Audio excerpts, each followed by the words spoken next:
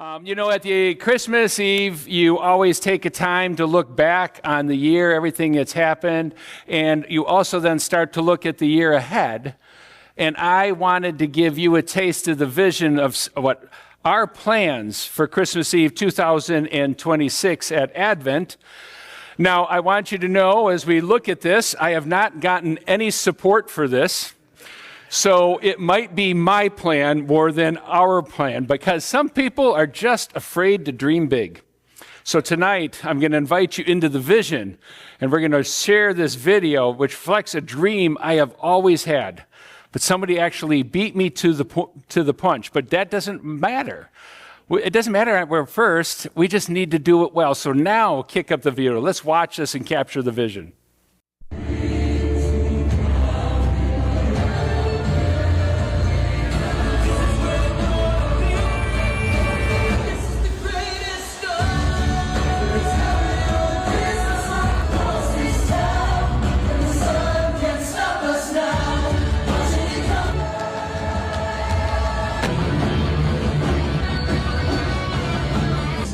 Because this news was I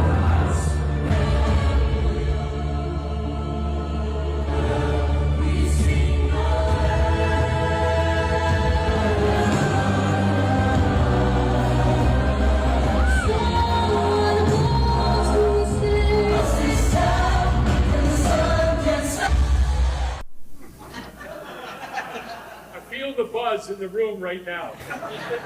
And I want you to know, if we're going to pull this off, we're going to need to do some serious recruiting. So, and I'm just going to say right now, if you're visiting this night, if you want to be part of it, you can come back. Don't worry, because we're going to need about 600 dancers to pull this off. And I think about when I'm there on a regular Sunday morning, I maybe see 15 to 20 dancers max, okay? Jake and Tom in our tech booth are going to need some serious help. They're going to need some new hardware. And my first thought was, we're going to need to raise the roof. But then I said, let's just go rent out space at the Vikings practice facility until we get a little bit more established. So just show of hands, who's with me on this? Come on. Yes, yes, yes, yes. We are going to make the greatest story ever told even greater. This video kind of went viral this Christmas season, even though the greatest story ever told Christmas show has been happening for quite some time. It's not their Christmas Eve worship at this congregation, and while it might not be your cup of tea, it is very impressive how many people it takes to pull a show off like that. It is also amazing how many people are hungry for the story. I went and looked at how the ticket sales went, because they were going for about $75. And of the 13, 14 shows, at least half of them were sold out. I tried to press it to the finance committee, but they said something about our tax exempt status, so I don't know. The video is going viral primarily among people from more traditional church backgrounds, both lay and clergy, I assume, to scoff at the extravagance of what is happening. However, if we're honest with ourselves, what they have done is taken every story, every cultural tradition that has emerged out of the original Christmas story and placed it all on one stage. Like for me, I love listening to David Bowie and Bing Crosby sing The Little Drummer Boy. I remember watching it when it happened on TV as a child. Now, in terms of connection to the original story told, how is that any different than little drummer boys suspended above a crowd singing a song that was written in 1941? One of this congregation's favorite Advent seasons during my time at Advent was when we based the season on the Advent season on the Grinch Who Stole Christmas. And while the original Grinch story was not a retelling of the baby Jesus, the Grinch draws into the spirit of the season, a biblical teaching that is better to give than receive.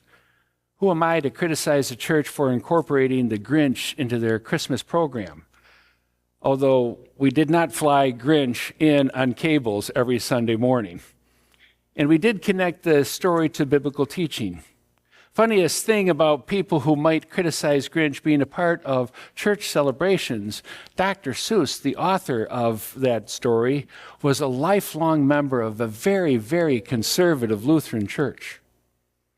This might seem like a strange admission from a pastor. I've made it before. I'm going to make it again. But I went through a season in my life where I did not like Christmas and dreaded celebrating it. The worst arguments we ever experienced as a family were all based on Christmas. Those arguments are not within our immediate family. They all happened in the larger family, on both sides, as we tried to navigate the expectations of extended family, which had nothing to do with the original story of Christmas. Bitter fights over how much to spend, or criticisms over how little someone spent on a Christmas present. Complaints about what was received. Where we would spend the holiday without any regard to the fact that we had to drive. Our shortest drive was 8 hours. Our longest drive was 24 hours to reach that destination. The hallmark-like Christmas traditions of my youth then were replaced by my working as a pastor, where Christmas Eve became a 19 to 20-hour workday. Then waking up Christmas morning, opening presents, taking a breath, and loading up all the kids in the car and driving across country for the parade of arguments.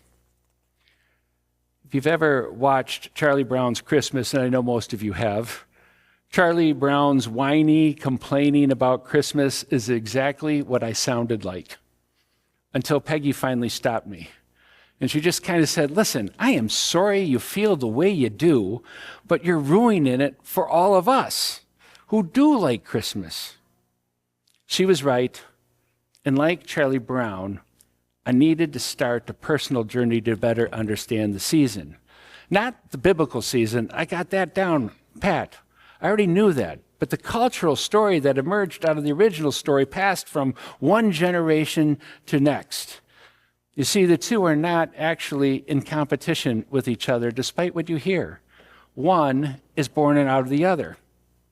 For most people, when they think of a church Christmas program, the idea that Santa would play any part in the story is offensive, let alone riding a sleigh over the entire crowd,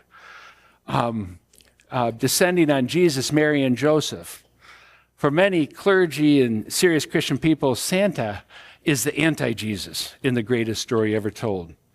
However, the origin of Santa Claus is based on an ancient bishop from Turkey, the country, not the bird. St. Nicholas of Myra was a Greek bishop who lived in the 4th century. And if you don't know what the 4th century is, that was between 300 and 343 is when he lived. He was part of the Council of Nicaea that produced the Nicene Creed. Several miracles were attributed to him, and he was made a saint. But his most powerful, profound act that he ever did, the one story that has endured for 1,700 years, was actually an act of charity.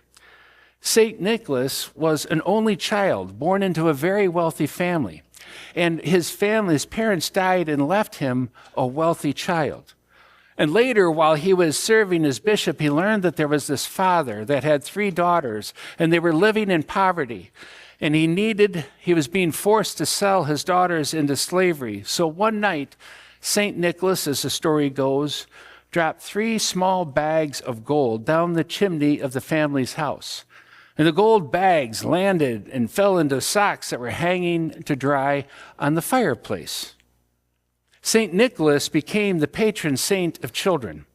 But one of his other miracles that he did was his calming the sea that saved a ship and a crew. So he became the patron saint of sailors and sailing. And as it developed, the Netherlands and the Dutch people became a major force in sailing and shipping, and St. Nicholas became very important to them. St. Nicholas Day is December 6th. And as the church grew throughout Europe, it became a tradition to celebrate the day by hanging socks on the mantle of the fireplace on December 5th. and leaving small gifts in them so they would wake up December 6th and celebrate. And during the Reformation, Protestants rejected everything Catholic, anything to do with Catholicism, so they rejected all the saints. And so they started to make changes to St. Nicholas Day celebration, choosing to focus instead on Jesus. And they announced that the giver of the gift was Das Christkindl, which is German for Christ child. As that was moved throughout Europe and it came to America and it encountered English, Christkindl became Kris Kringle. As the new tradition of Kris Kringle grew, bad Santa characters also started to emerge. And if you read some of those bad Santa things, holy cow, they're bad. But that's where we got the naughty and nice list. Washington Irving, the author that wrote The Legend of Sleepy Hollow and Rip Van Winkle, ushered in the modern U.S. understanding of the story with a poem he published in 1809 called Santa Claus. It was based on the stories told by the old Dutch families who settled New York City. It was meant to form a gentler, kinder, family-oriented Christmas tradition. And then in 1821, an anonymous poem called Old Santa Claus with Much Delight introduced Santa's red coat, reindeer, and sleigh, and moved the celebration from St. Nicholas Day to Christmas Eve. 2 years later, Clement Clark Moore, a professor of Hebrew and Old Testament, embellished the legend with his poem, A Visit from St. Nicholas, which became better known as The Night Before Christmas, and an American tradition was born. Stories, even biblical stories, have a life of their own. Even without Santa Claus, Christians have added all kinds of schmaltz to the Christmas story. I hate to say this, but we just, in the youth service, it was very important that we had a donkey in the Christmas program. There is no mention of a donkey in the Christmas story. We schmaltzed it up a little bit and added a Christmas duck. So wait for that one to hold on. That's going to take some... Jesus was not born in winter. And we celebrate 3 wise men even though there was no number given. Some Christian traditions even go so far as to name all of the wise men to the story. The wise men do not visit the baby in the stall. They came several years after the birth. All of us gild the lily a little in telling the Christmas story. But as we share the original story from generation to generation, we need to be reminded of and be true to those core ingredients that are so important. In the birth of the Christ child, God is telling all of creation, not just believers, all of creation. We do not work our way up to God. God comes to us. Emmanuel, God with us. For us who often feel spinning out of control and anxiety and anger and frustration, this word brings peace. In Mary's song, the Magnificat and the pregnancy, we are reminded we don't fix the world up to make it appropriate for God to enter into it.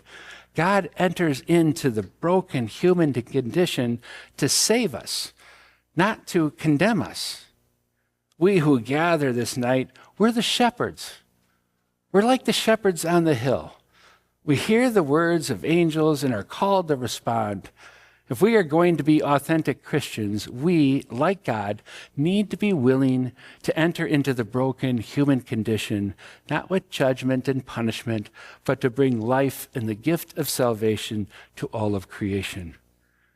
Every year, from generation to generation, we listen to the story, to remember the gift received, the gift to share is the light in the darkness, to a weary, fearful world, desperate for hope, peace, joy, and love. Amen.